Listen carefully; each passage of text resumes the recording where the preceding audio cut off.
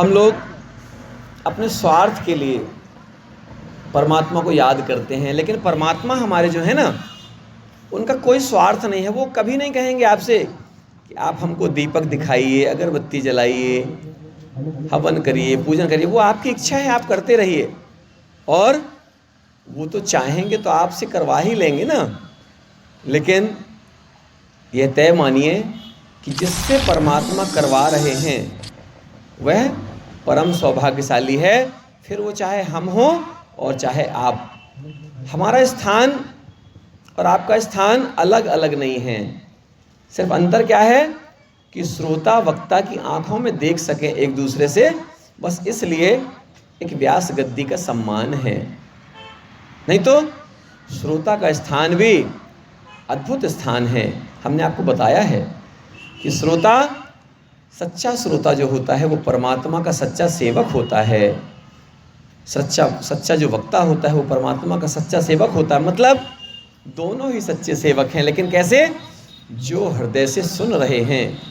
हम लोगों ने जितनी भी कथाओं में प्रवेश किया है, जितनी कथाओं के दर्शन किए हैं, उन सारी कथाओं में हम लोगों ने कुछ विशेष ग्रहण किया है।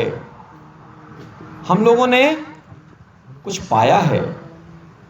और जो पा लेता है ना, उसको फिर देखिए, धन पाने वाला खोने का भय रहेगा। जिसको धन मिला है उसको भय रहेगा कि कहीं खर्च ना हो जाए, कहीं ख़त्म ना हो जाए। जबकि उसका उपयोग ही खर्च करना है, उसका उपयोग ही ख़त्म करना है। लेकिन भय रहता है जल्दी ना खर्च हो जाए। जैसे शरीर है, शरीर की हमारी आयु जो है, हमको मालूम है कि शरीर की आयु है, जीर्ण शीर्ण हो जाएगा, इतने समय बाद मृत्यु को प्राप्त हो जाएगा। लेकिन फिर भी हम लोग उसको बढ़िया तेल मालिश करते हैं, सुंदर बनाने का प्रयास करते हैं। थोड़ा अंदर से सुंदर बनाना समझ नहीं आया हमको अभी थोड़ा। हम लोग जब अंदर से सुंदर बनाएंगे तो ये संसार सुंदर हो जाएगा। और जब संसार सुंदर होगा ना, तब हम सुंदर हो पाए। हमारी सुंदरता संसार से है और संसार की सुंदरता हमारे तन की, मन की सुंदरता से है, विचारों की सुंदरता से है। क्योंकि रामायण खूब हो रही हैं, कथाएं खूब हो रही हैं, प्रवचन खूब हो रहे हैं, परिवर्तन क्यों नहीं हो रहा? ये बड़ा सवाल है। आज कथाओं की कमी नहीं है, प्रवचनकर्ताओं की भी कमी नहीं है, लेकिन परिवर्तन की तो कमी है। क्योंकि हम लोग निज स्वार्थ में लग गए। हम लोग कथावाचक धन कमाने में लग गए। कथा के जो श्रोता हैं उन्होंने कहा हमने कथा सुन ली, हमारा पाप कट गया। नहीं, आपके कर्मों से, अच्छे कर्मों से आपके पुण्यों का उदय होगा। पाप कटते नहीं हैं। थोड़ा विचार करिएगा, हमारी बात को स्वीकार करिएगा, सहजता से समझिएगा।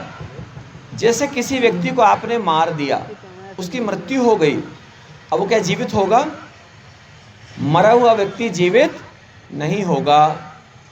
लेकिन यदि हमारा प्रयास हो कि हम अब नहीं मारेंगे किसी को, अब हमारे द्वारा किसी का अहित नहीं होगा, किसी का नुकसान नहीं होगा, और जब हम ये संकल्प लेते हैं तब हमारा जो है पुण्य उदय होता है।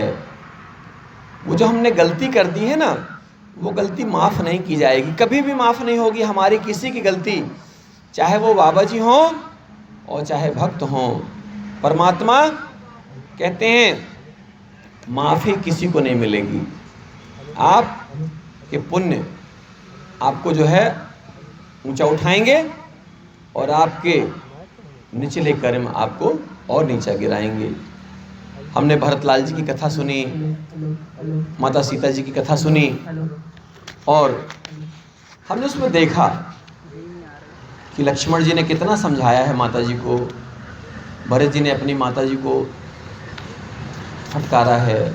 हमने सारे दर्शन किए पिछली कथाओं में, और हमने ये भी देखा है कि लक्ष्मण जी ने भरत जी पर शंका की है। आप सब विद्वान लोग हैं, आप सब ने कथा सुनी है, आप सब ने कथा का रस पिया है, आप सबको पता है।